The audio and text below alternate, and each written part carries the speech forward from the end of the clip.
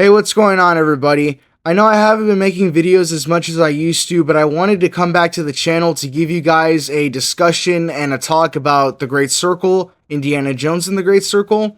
If you guys have been on the channel at all in the last couple of years, you'd know that I've been really excited for this game. You know, if you're going way back to the Indie Iceberg, I made a massive video about Indiana Jones and just talking about all the little details in Indiana Jones. I've done a lot of reviews. I've talked about Young Indy and Dial of Destiny and a bunch of this other stuff. I'm a really big Indy fan.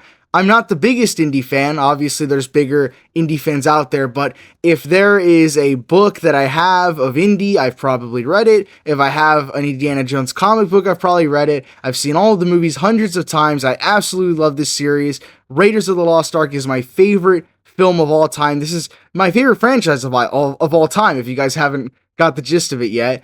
But The Great Circle...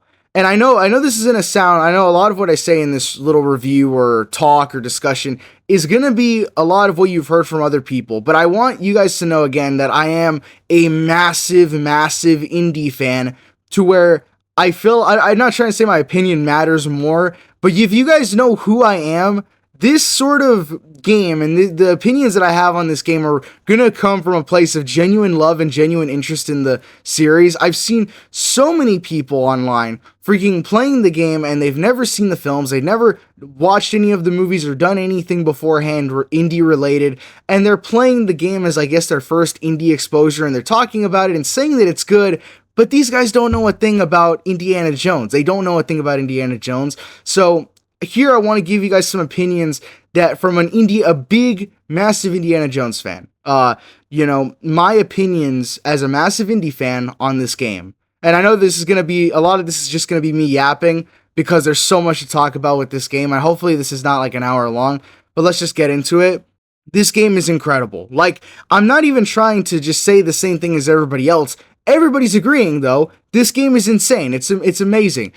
It gets me so unbelievably happy. And I don't think people even get this. It makes me so unbelievably happy to see that The Great Circle was genuinely a good game and that it was a good indie story. Is this the greatest indie story of all time? No, I'll still prefer Last Crusade and Raiders of the Lost Ark. I'll still prefer those over Great Circle. But Great Circle is definitely a good indie story. It's way better than Dial of Destiny. I'm not sure, I don't really like to rank it with the movies too much, but it is so much better than Dial of Destiny. It is infinitely better than Dial of Destiny. It is, so unbelievably enjoyable. I'm not even joking when I say this, that the whole, everything about this game, the gameplay, the story, the characters, everything, the charm of the series is in this game. It's insane. I absolutely love it. And so I know everybody's saying this, everybody's saying that, well, yeah, you know, the game's amazing and all this, but again, I've watched all these movies back to back to back. I know everything about these movies. This is a worthy entry in the Indiana Jones franchise. This is honestly incredible. It just gets me so happy that, and this is, I guess, a big thing, right? It gets me so happy to see that Great Circle is good because Dial of Destiny was so awful. With Dial of Destiny, if that was our last Indiana Jones piece of the franchise, if that was the last thing the franchise was ever going to release, I would have been severely disappointed. Luckily, I knew that this game was going to come out, but I wasn't sure if this game was actually going to be good because I was very skeptical. Luckily, it's been absolutely incredible, and it is everything, and I do mean this sincerely, it is everything that Dial of Destiny tried to do, but significantly better in every single way. Genuinely. I don't think there's a single thing that Dial did better than The Great Circle. And this is one thing that got me really scared when I was hearing about The Great Circle and I was hearing about Dial of Destiny. With Dial of Destiny, you heard a lot of interviews from Harrison Ford and Kathleen Kennedy and all these people, James Mangold, and all of them are saying, well, yeah, you know, we're trying to make, you know, the greatest Indiana Jones story, the last Indiana Jones story. This is going to be the greatest Indiana Jones story. It was absolute dog crap. So you just hear straight lies coming from these people, and it just made me think that, like, when The Great Circle was getting its advertisements and its promos, I just figured the same thing was going to happen. That all these people, again, people at Machine Games and Todd Howard and all these other people were saying, we're making the best Indiana Jones story. We're trying, or not the best, but we're trying to make an amazing Indiana Jones story. We're trying to make a story for everybody. We're trying to make a story for, all the Indiana Jones fans. One of the great stories of Indiana Jones, You hear a lot of that from Machine Games, and it just got me scared, because I was thinking, man, Machine Games is probably lying through their teeth, just like Disney and Harrison Ford and Kathleen Kennedy. Luckily, that's not the case. What they were saying at Machine Games is absolutely true. I know Todd Howard is a very controversial person for a lot of the things that he has said, or hasn't been, he hasn't had the best reputation in the gaming communities. I will just give this guy a handshake or credit, whatever you want to call it. I'm so thankful that he got this project started, that he got the ball rolling, that he got things moving to make this game. So let's actually get into the game, because it's just incredible. I'm so happy that I was wrong. I'm so happy that I was wrong, because I was just so worried. I was like, I didn't want to get my hopes up. I did not want to get my hopes up, because Dial of Destiny disappointed me so much. And with Dial of Destiny, I tried not to get my hopes up. And I did get my hopes up, and then obviously my expectations were not met. Here, I tried not to get my hopes up, and then I played the game, and it was absolutely amazing. There will be spoilers in this, but a little later, I'll do a lot of that near the end. In terms of the gameplay, I did not think that first person was going to work. I honestly really wanted a Uncharted style game, maybe like Staff of Kings or Emperor's Tomb or The Infernal Machine, something third person. I'm surprised how well first person worked in this. And I think the biggest reason why first person works is because the cutscenes in this game are so superb, and because of some of the actions that you can do in the game. When Indy uses his whip to swing across let's just say, he swings across like a gap or something like that, the camera will zoom out and temporarily go third person.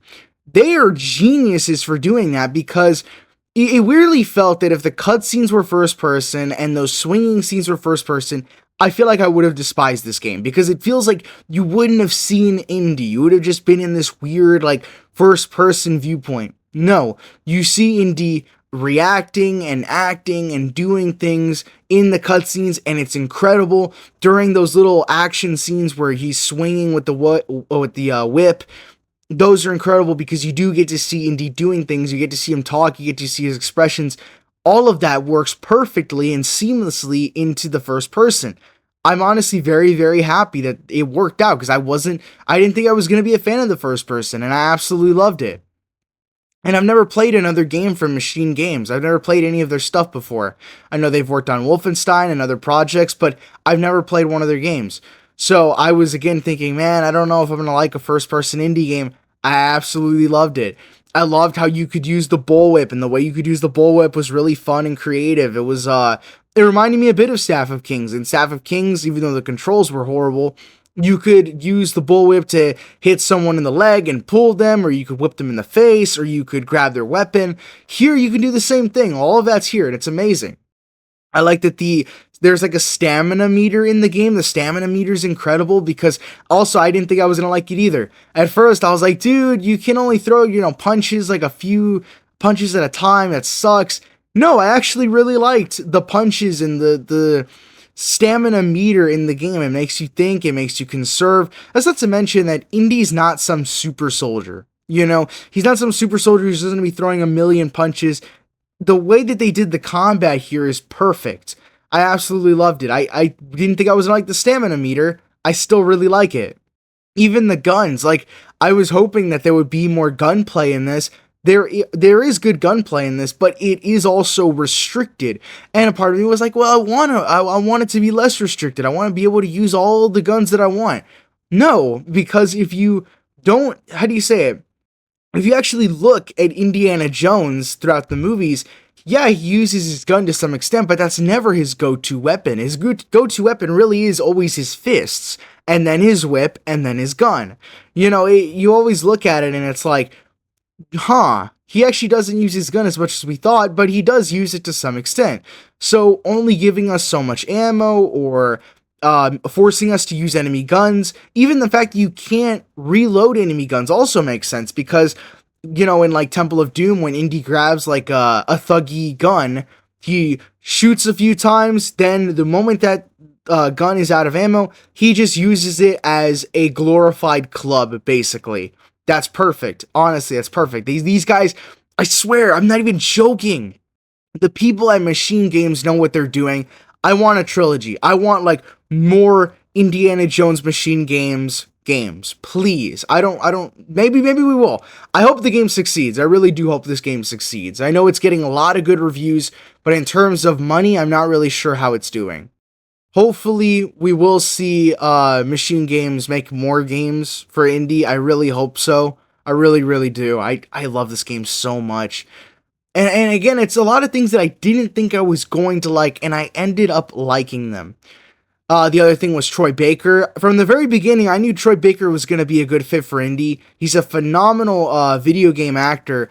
I absolutely love him in other stuff, whether it's, you know, Uncharted, or you're talking like Last of Us, a bunch of this other stuff. Absolutely love him. Or even like Aaron Black. I love his Aaron Black voice in Mortal Kombat 11. Here, I knew he was going to do a good job at Indy. But again, because I was really skeptical about the game and I wasn't sure if it was going to be good, on the off chance I decided not to watch that many trailers. That was a good thing, because I was blown away by Troy Baker's performance in this game.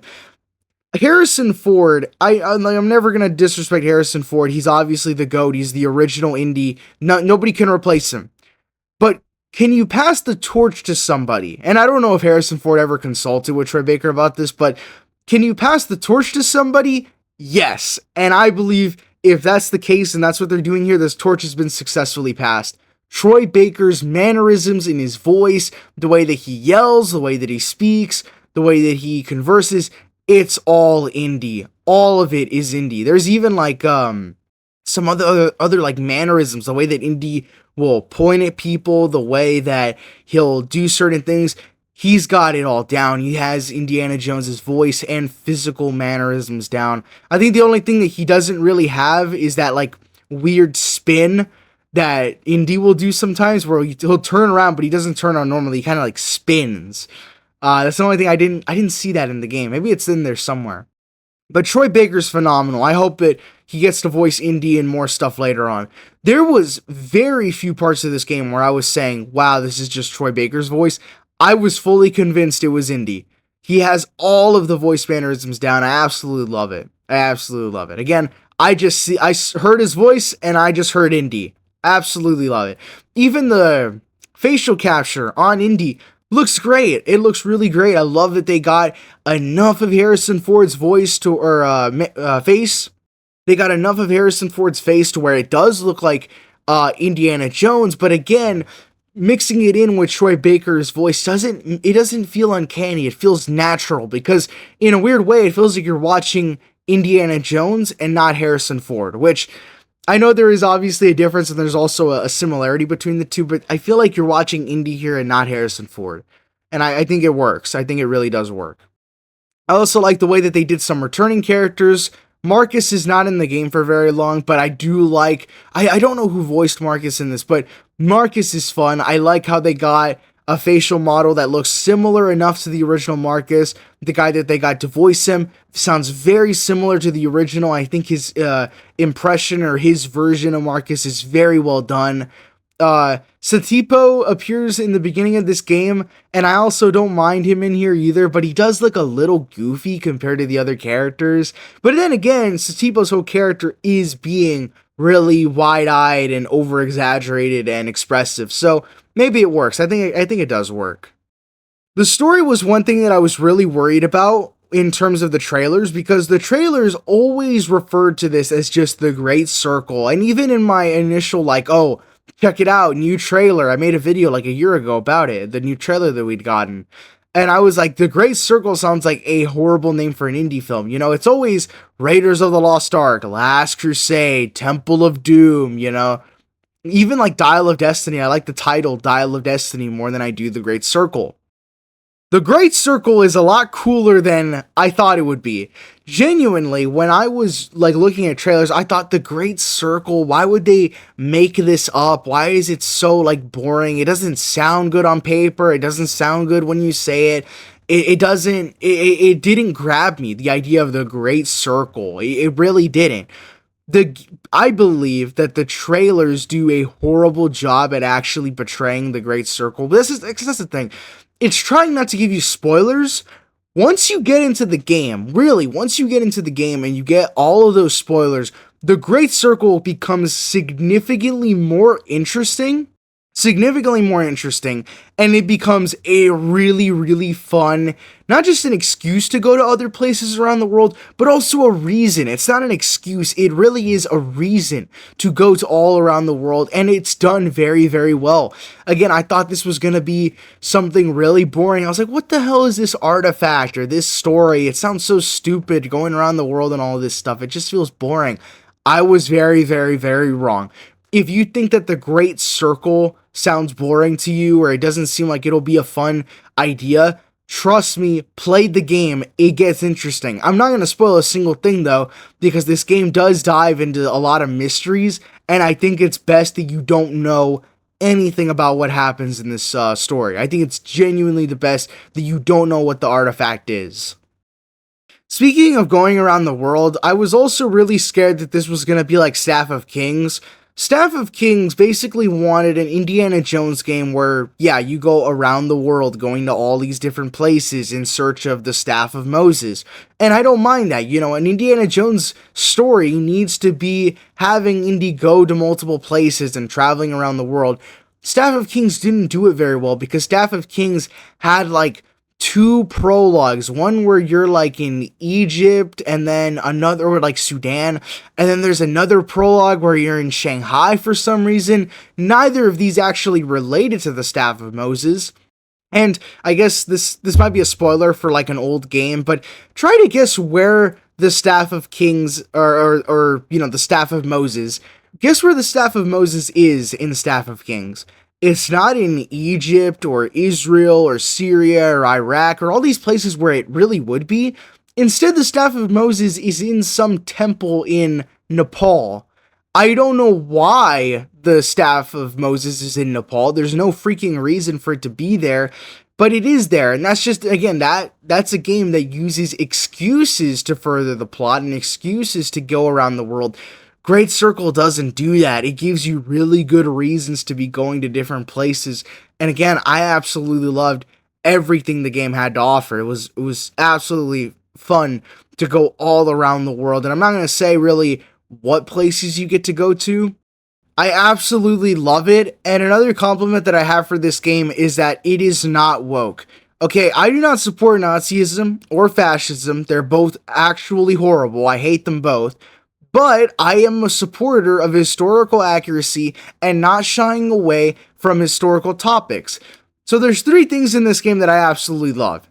This game is not woke. So you will see in this game that there are Nazis, and Nazis are obviously very controversial people now. They don't shy away from Nazis because Nazis are the classic Indiana Jones villains. There are swastikas all over this game.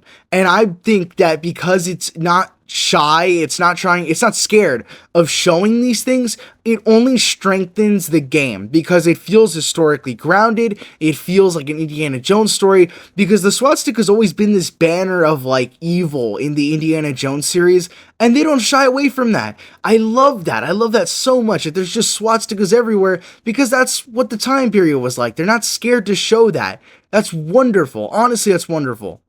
I'm also happy that, you know, you have Benito Mussolini. Benito Mussolini legitimately shows up in this game, and there's like a painting of Adolf Hitler on the wall. So I love that they're not shying away from these historical topics, and they're portraying them as bad people because they were bad people. But to not shy away is really, really good.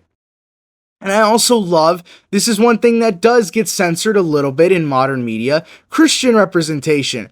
This game is oozing with good Christian representation and good Christian ideas or intriguing mythology, whatever you want to call it. It's oozing with that. This isn't a spoiler if you've seen any of the trailers, but the first location you go to in the game is the Vatican. The Vatican has all of these awesome locations. I mean, you're talking catacombs underneath the Vatican where you're finding underground churches, and they have like Jerusalem crosses and Chai Rose and icons of Jesus, and there's there's priests everywhere and clergymen. And there's talks of the Pope who was sick, and there's all this stuff. There's even like this really cool Jesus puzzle that you find at one point where it like you have to number the different like wounds of Jesus, and that's amazing. I love that. I love that so much. As a Christian, I'm so happy that they didn't censor anything relating to the Bible or anything relating to God.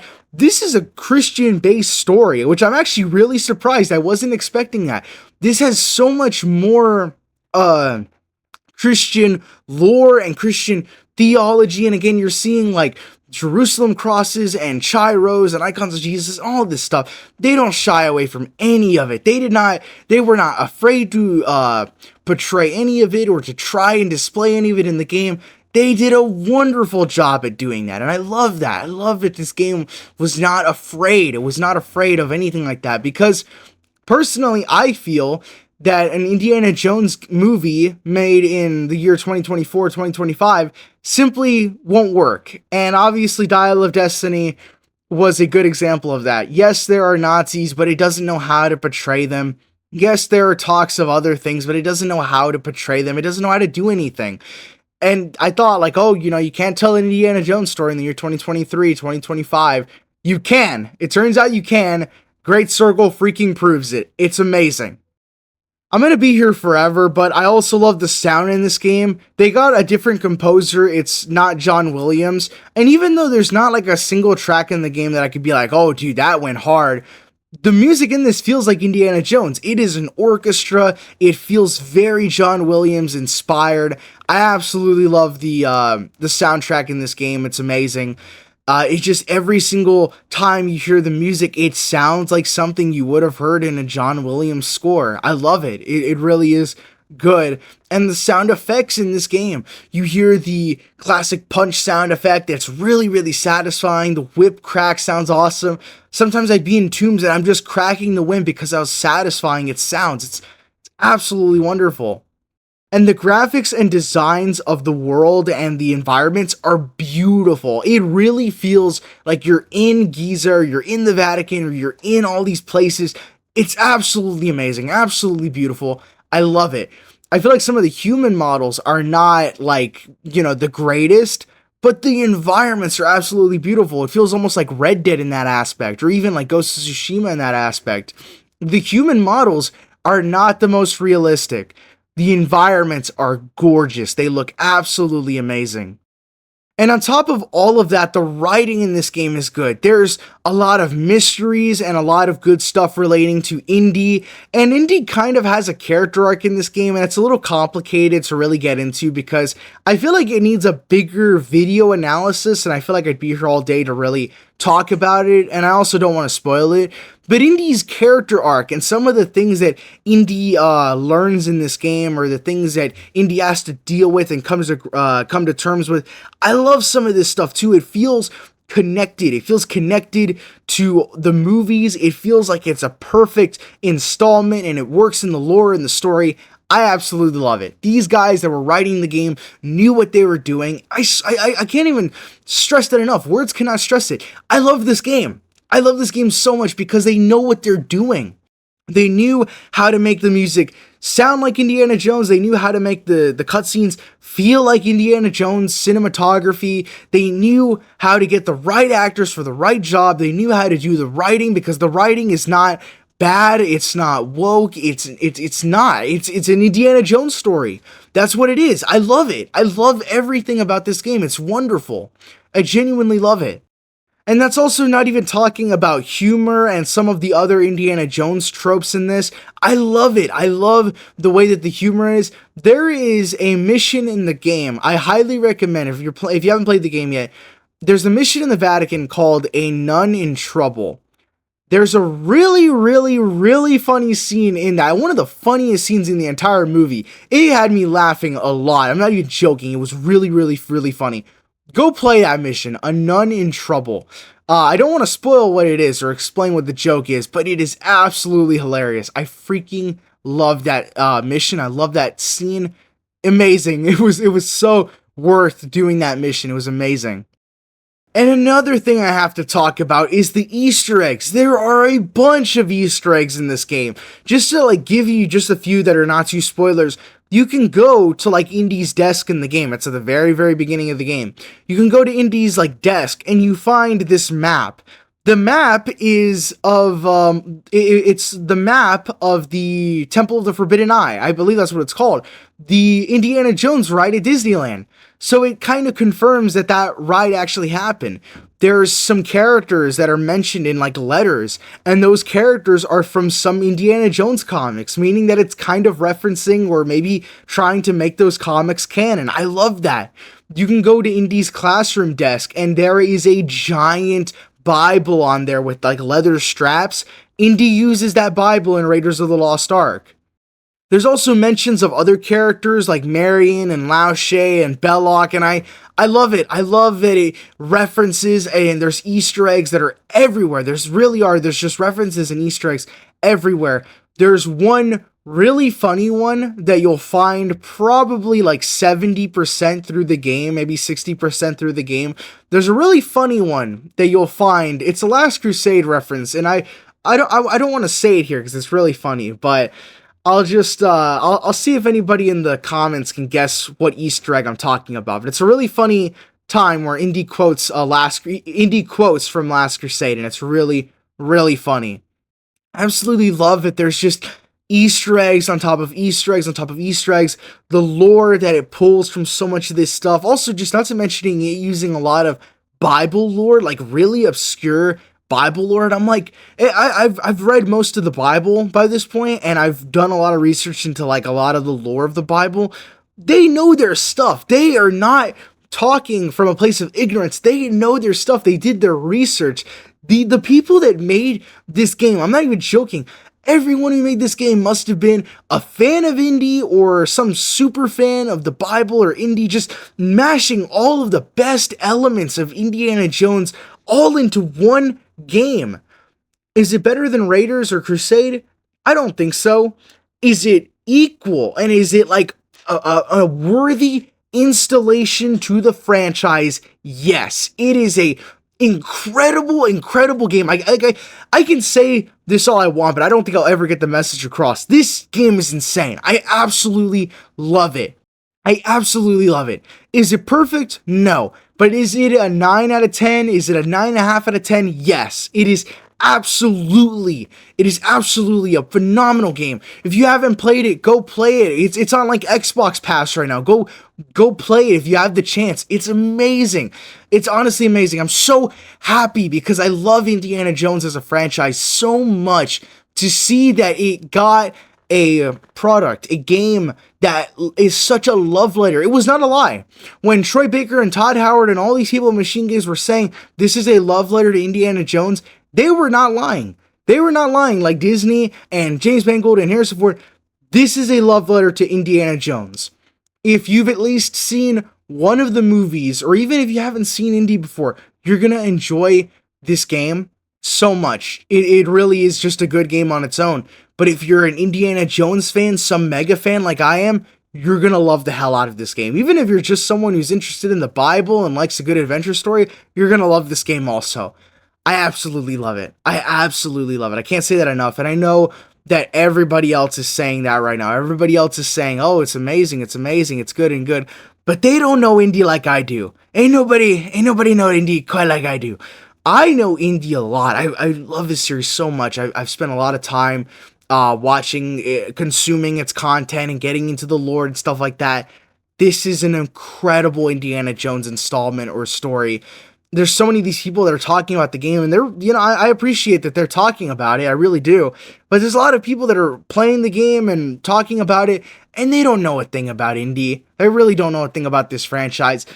Me, as a super fan, this is incredible. I could just give this my seal of approval, my recommendation. This is absolutely incredible.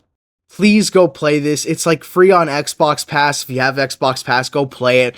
If not, buy the game because the whole game it's worth the purchase, and hopefully enough people will buy the game and promote the game to where we'll get another one in the future. I'm really hoping for that.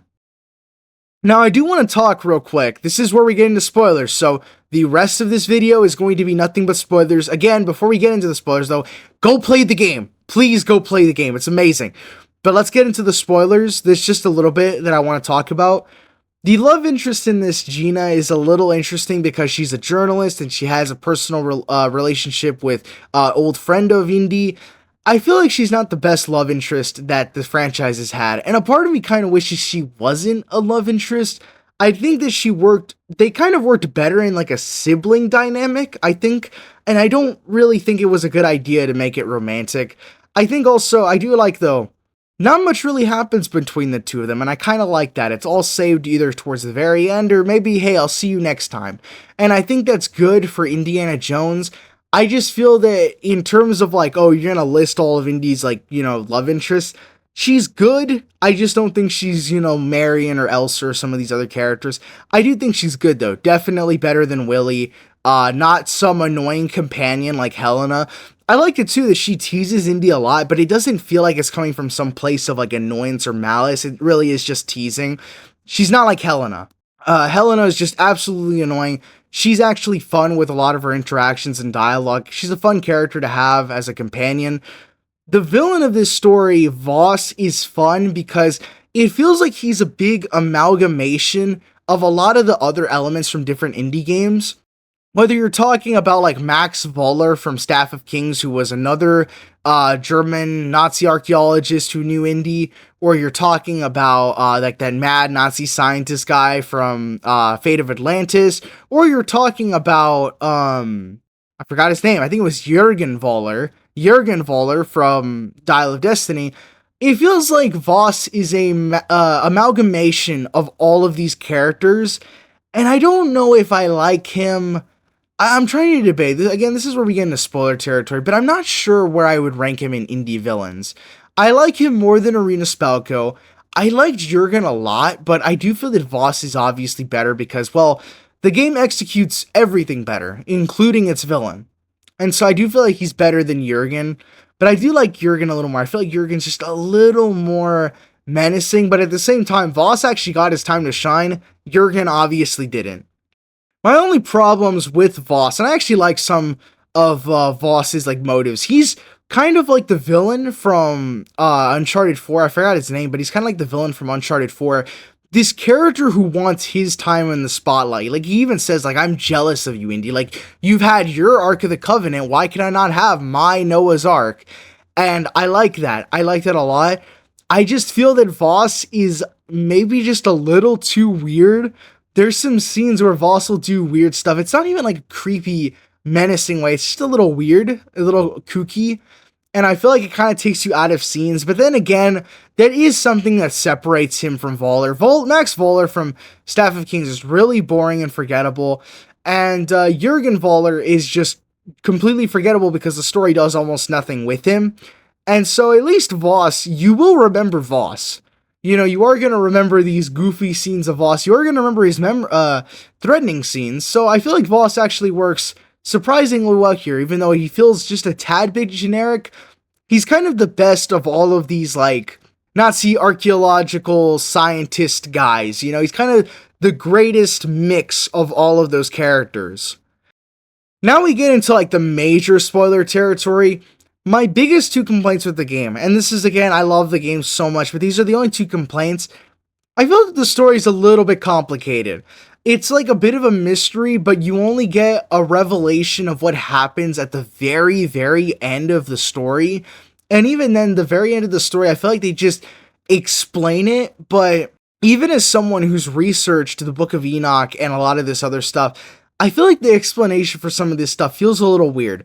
It feels like there's not enough explanation as to, wait a second, who's Metatron? Wait a second, who's Enoch? Wait a second, who's Noah? You know, like, they kind of assume that you know all this stuff from the very beginning. They kind of, like, that's the thing too.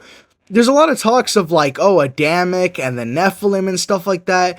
they kind of throw Noah's Ark in here at random. And again, I kind of like it though, because Noah's Ark, that's really freaking awesome. I love that. That's Bible, you know. And I feel like Indy's best stories always have a biblical backbone to them.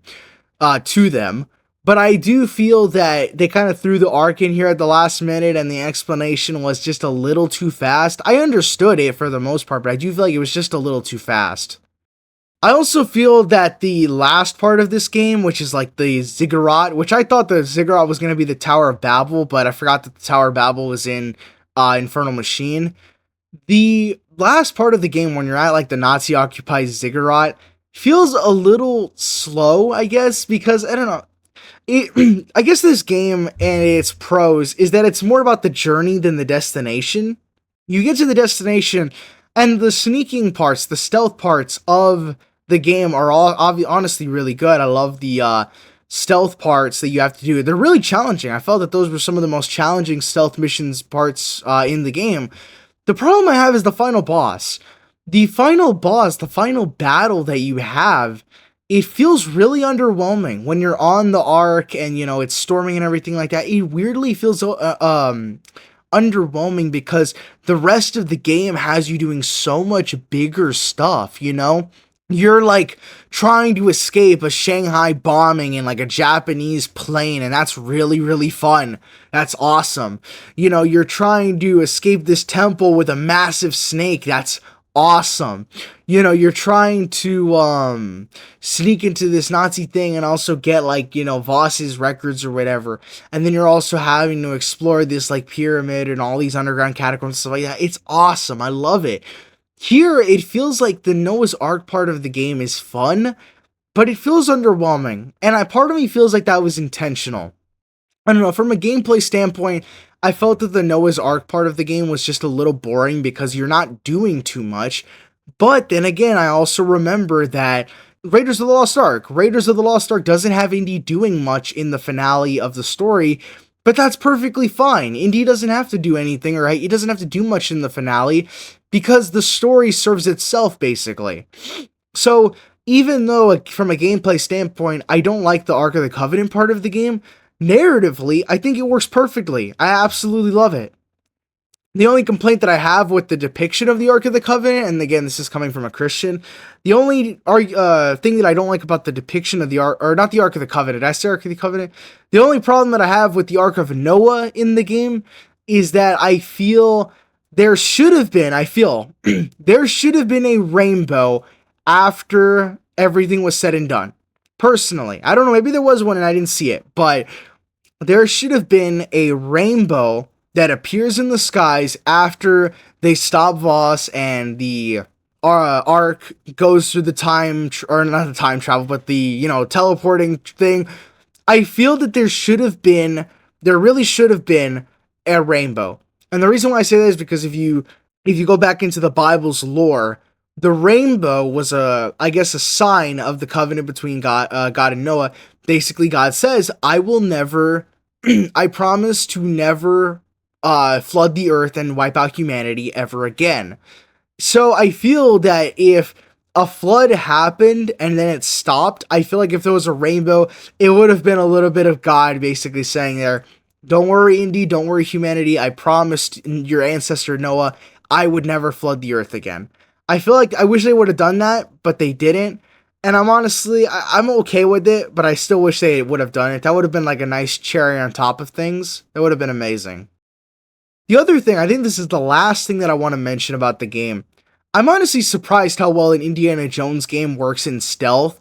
Like, I didn't think about this much, but Indy does a lot of stealth work throughout the games, or not the games, throughout the movies.